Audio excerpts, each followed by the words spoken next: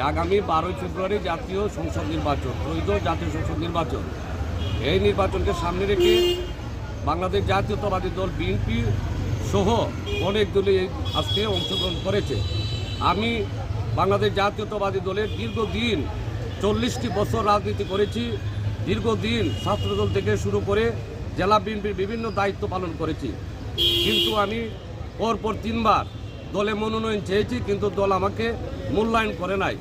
আমি যখন আমার এলাকার মানুষের কাছে এসে আমি বলছি যে আমাকে দলে মূল্যায়ন করে নাই, তখন আমার এলাকার মানুষ দলমত নির্বিশেষে 5,52,000 প্রয়োজনে আমাকে 1% প্রায় 5,600 কাছাকাছি সবাই আমাকে স্বাক্ষর করে আমাকে স্বতন্ত্র প্রার্থী হিসাবে দাঁড়ানোর জন্য আমার এলাকার মানুষ এক হয়ে আমাকে নির্বাচন করার জন্য তারা আমাকে দিয়েছেন, অনুমতি দিয়েছেন। তারা বলেছেন যে আমি যেহেতু রাজপথে দীর্ঘদিন ছিলাম এবং রাজপথে আন্দোলন সংগ্রাম করেছি, মামলা খেয়েছি, জেল কেটেছি, রাজপথে সক্রিয় ভূমিকা পালন করেছি, আপনারা আজকে সাংবাদিক সহ যারা রাজনীতিবিদ আছেন আমার দলের এবং দলের বাইরেও যারা আছেন জানেন আমি রাজপথে একজন সবসময় সামনের কাতারে রাজনীতি করেছি সাহসিকতার সহিত।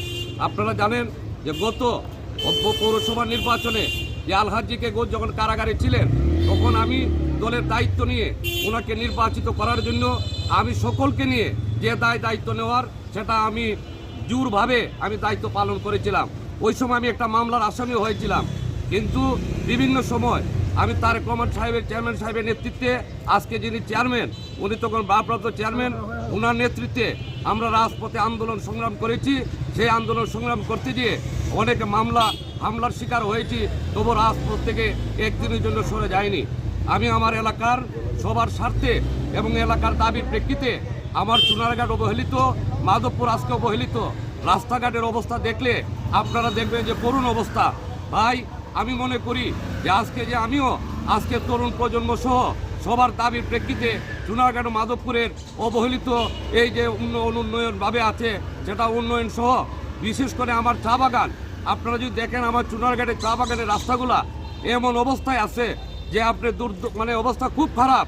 এই রাস্তার যদি আমি উন্নয়ন না করি, চা বাগানকে যদি আজকে আমি ঠিক মতো চা বাগানকে আমরা সুন্দরভাবে এই চা বাগানকে যদি আমরা উৎপাদনশীলভাবে আমরা আগায় না আসতে পারি তাহলে চা একদিন বিলুপ্ত হয়ে যাবে। তাই আমি মনে করি চুনারঘাট মাধবপুর সহ যে আমাদের যে অনুন্নতভাবে যেভাবে রয়েছে সেটা উন্নয়নের জন্য আজকে নতুন নেতৃত্বের দরকার। আর সেটা হবে আমার এই যে আজকে আপনারা দেখেন আজকে আমি স্বতন্ত্র প্রার্থী হিসাবে আমি ঘোড়া প্রতীক নিয়ে আমার এলাকার মানুষ আজকে থেকে এই ঘোড়া এটা আমার নয়, এটা চুনারঘাট মাধবপুরবাসীর, এটা চুনারঘাট মাধবপুরের উন্নয়নের ঘোড়া। এটা প্রত্যেকের মানুষ প্রত্যেকেই সেই ঘোড়া মার্কা নিয়ে ইনশাল্লাহ আমাকে জয়যুক্ত করবেন। এটা আমার দাবি নয়, এটা চুনারঘাট মাধবপুরবাসীর দাবি যে আমি যেন নির্বাচন করে ঘোড়া প্রতীক নিয়ে আমি বিজয় লাভ করতে পারি।